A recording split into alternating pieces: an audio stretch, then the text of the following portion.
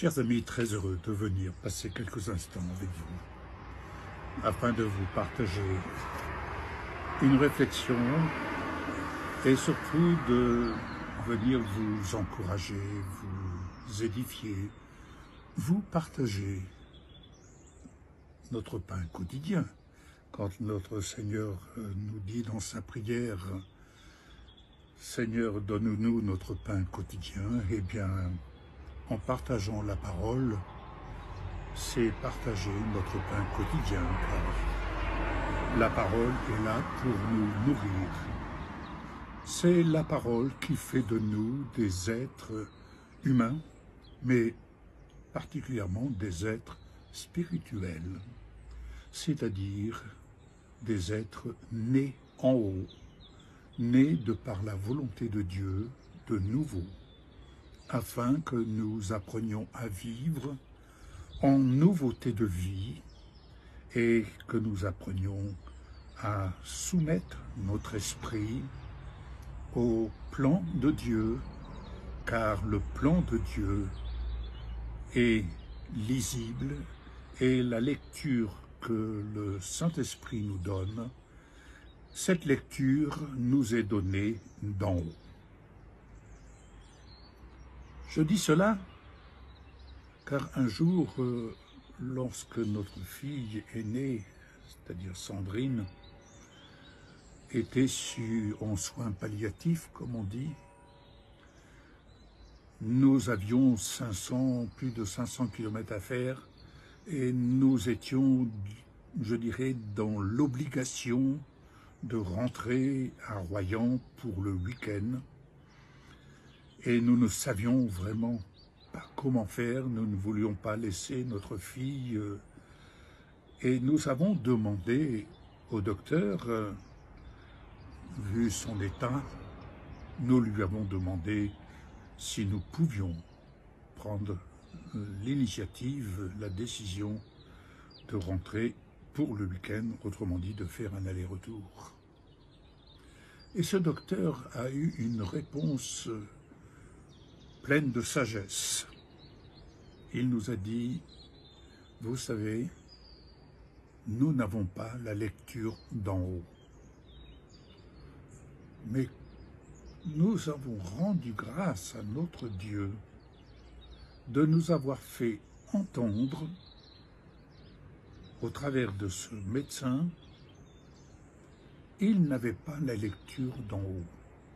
Et à ce moment-là, nous nous sommes regardés, Michel et moi, nous avions la lecture d'en haut. Nous pouvions revenir à Royan pour faire face à nos obligations et repartir le lendemain. C'est ce que nous avons fait. C'était en fait une directive que nous donnait le Saint-Esprit, de nous faire entendre ce que le médecin nous a fait entendre humblement. Nous n'avons pas la lecture d'en haut. Autrement dit, le Saint-Esprit nous a fait entendre, vous demandez conseil au médecin, scientifiquement, biologiquement, il va répondre. Nous n'avons pas la lecture d'en haut et il n'était pas en mesure de nous donner une lecture scientifique dans le temps présent, dans le cas précis.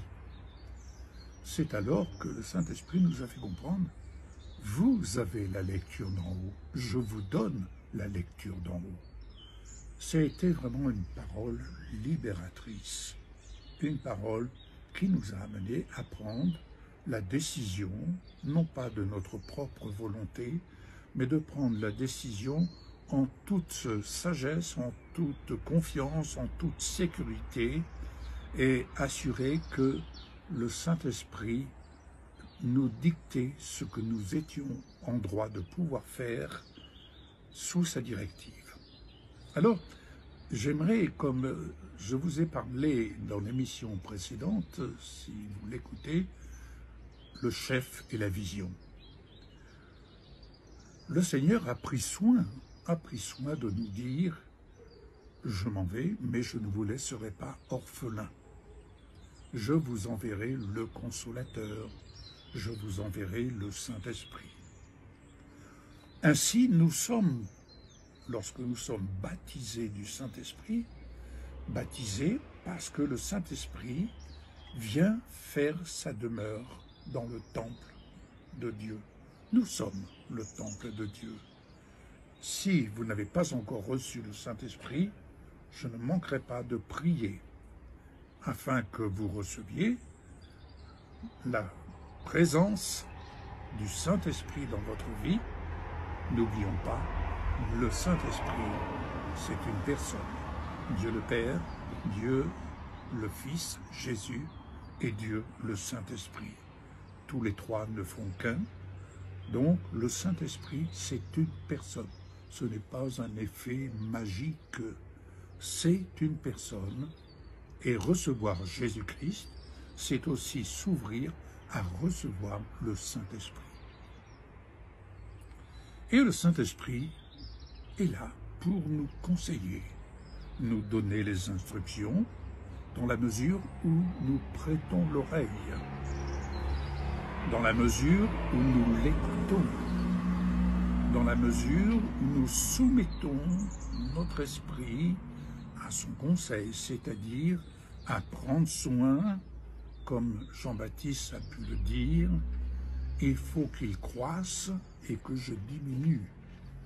Donc, croître dans la connaissance, dans la révélation que nous apporte le Saint-Esprit à la lumière de la parole, c'est accepter de s'effacer, que notre moi s'efface, que notre moi s'abaisse, afin d'amener nos pensées captives à l'obéissance de Christ.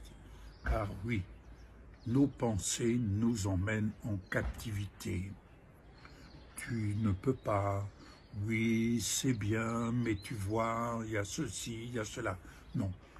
Avec le Saint-Esprit, on peut dialoguer, on peut demander à comprendre, mais la première des choses, c'est l'obéissance.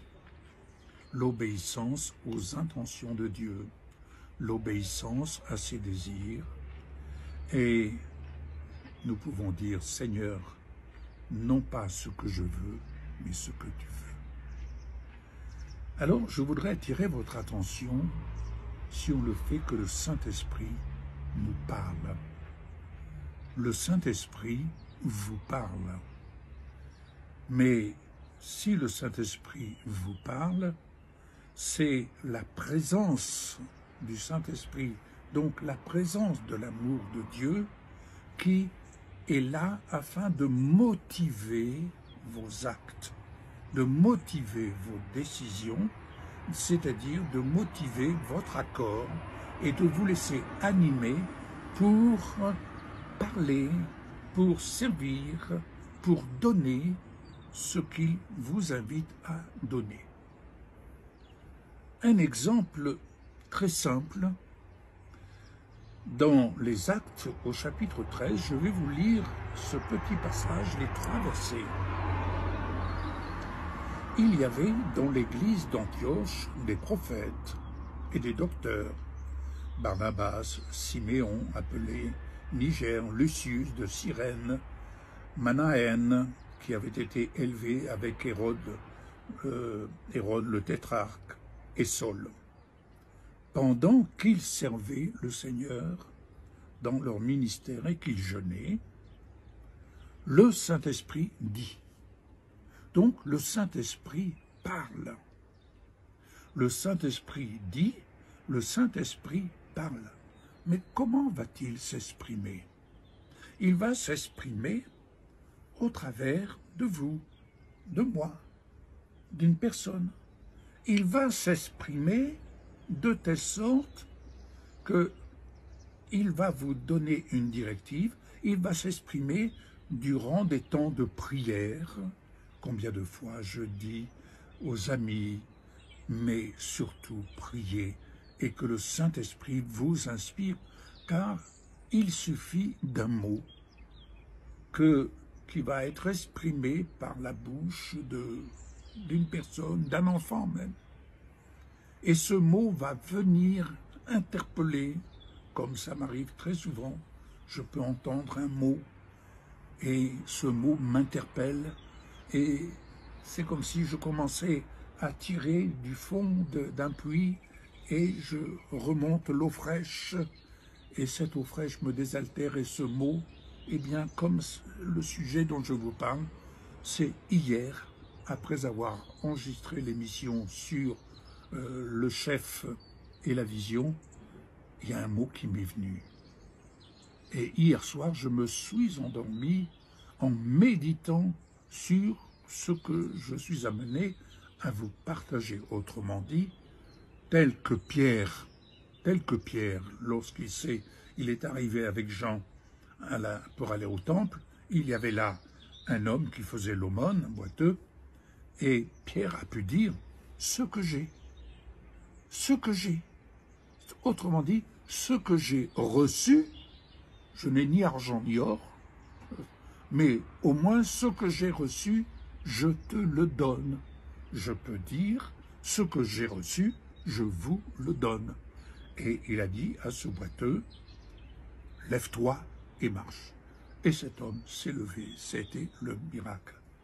Et ici, le Saint-Esprit dit, mettez-moi à part Barnabas et Saul pour l'œuvre à laquelle je les ai appelés. Alors, après avoir jeûné et prié, ils leur imposèrent les mains et les laissèrent partir.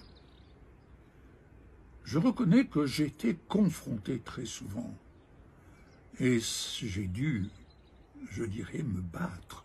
J'ai dû résister. Car je n'oublie pas que lors de ma nouvelle naissance, la première pensée qui est venue à mon esprit, personne ne me mettra un chapeau sur la tête. Connaissez cette expression? La grâce que nous avons connue, Michel et moi, c'est que nous sommes nés de nouveau, non pas sous le couvert d'une dénomination, mais tout simplement, nous sommes nés de nouveau auprès d'un jeune ministère, comme j'ai déjà eu l'occasion de l'expliquer, et que lorsque nous avons été appelés de Dieu, je peux vous assurer qu'on nous a mis des bâtons dans les roues, on a tenté de nous séduire, oui, afin que nous ne partions pas, mais que nous restions là où nous étions. Mais personne ne voyait, n'entendait le Seigneur parler, et je reconnais que je m'attendais à pouvoir entendre d'un tel, d'un frère, d'une sœur, que sais-je, m'entendre dire, le Seigneur m'a mis à cœur de vous dire qu'il vous appelait pour telle et telle œuvre, par exemple. Non, ça je ne l'ai jamais entendu, mais nous empêcher de partir, oui, ça s'est fait. Mais nous avons résisté. Et nous avons tout quitté, pour vous dire, nous avons fait 700 km pour quitter notre région et aller nous rendre là où le Seigneur nous appelait à nous rendre dans la mission. Et nous sommes partis avec une pièce d'1 franc en poche. C'était tout ce que nous avions. Et c'était tout ce qui nous restait. Nous étions envoyés par le Seigneur et le Saint-Esprit nous conduisait et il nous a conduits. Et à partir de ce jour, nous étions assurés et nous apprenions à nous soumettre au chef, Jésus, le chef de son Église. Et nous étions son Église en action, comme vous êtes son Église. Et nous avons appris à vivre, à servir dans cette mission, non pas sous le couvert d'une dénomination, mais bien sous le couvert du chef, Jésus-Christ. Cela ne nous a pas empêchés, à cette époque, d'aller dans des églises où nous étions, le cas échéant, invités, reçus. Mais je vais vous dire quelque chose qui va peut-être vous choquer, Mais c'est un apprentissage et je trouve ça, aujourd'hui, quand je regarde ça, je me dis, Seigneur, tu savais ce que tu faisais et tu avais quelque chose à nous apprendre. Et ce que nous avons appris, on peut venir me dire, essayer de me dire, non, tu sais, c'est pas... Je sais ce que j'ai appris à vivre et je sais ce que j'ai vécu et ce que je vis aujourd'hui sous l'autorité du chef Jésus-Christ et se soumettre à sa volonté. Toujours est-il que lorsque nous avons la période, la saison est arrivée où nous devions nous attacher alors à notre tour, comme les autres, au ministère, c'est-à-dire là où le Seigneur nous appelait maintenant à nous positionner pour servir dans ce qu'il avait prévu pour nous, dans ce qu'il avait préparé. Avec Michel, on se disait, qu'est-ce que nous allons faire? Nous n'avions aucune église qui ne nous invitait. Vous allez me dire, c'est pas évident. Nous étions dans la foi et nous avions un groupe de prière chez nous. Et un beau jour, dans la prière, Michel reçoit, me dit, tu sais chérie, je pense qu'on devrait faire une brochure, genre format télépoche, magazine. Bien, je dis, ok, allons-y. Et avec les outils que nous avions, et c'était vraiment une petite bureautique manuelle, si je peux dire, eh bien, nous avons fait cette brochure format télépoche. Et quand ça a été fait, la brochure était dans ma poche, nous sommes partis à une rencontre d'un chapitre d'hommes d'affaires du plein évangile. Et puis, il y avait un temps de prière et nous nous sommes approchés. Et l'un des frères, la première chose qu'il m'a dit, tu sais mon frère, je ne te connais pas, mais le Seigneur me montre que vous devez faire une brochure. Dites-moi, si ce n'est pas le Saint-Esprit qui parle, qui est-ce qui parle? J'ai sorti la brochure de ma poche, j'ai dit voilà. Autrement dit, le Saint-Esprit dit et le Saint-Esprit confirme ce qu'il nous donne de faire au nom de Jésus et pour la gloire de Jésus et pour servir sa parole. Tout comme il m'a dit, va sur la plateforme de TikTok et donne ce que je t'ai donné de servir. Que le Seigneur vous bénisse. N'oubliez pas, est-ce que le Seigneur vous demande de donner quelque chose? Est-ce que le Seigneur vous demande, par le Saint-Esprit, de faire quelque chose? Que le Seigneur vous inspire, que le Seigneur vous bénisse. N'oubliez pas, la libéralité est l'œuvre du Saint-Esprit. Par la libéralité, on honore les intentions de Dieu et surtout, on honore ce que le Seigneur dit. Celui qui m'honore, je l'honorerai. Que le Seigneur vous bénisse. Merci Père pour l'action de ton esprit et que là où tu frappes à la porte du cœur,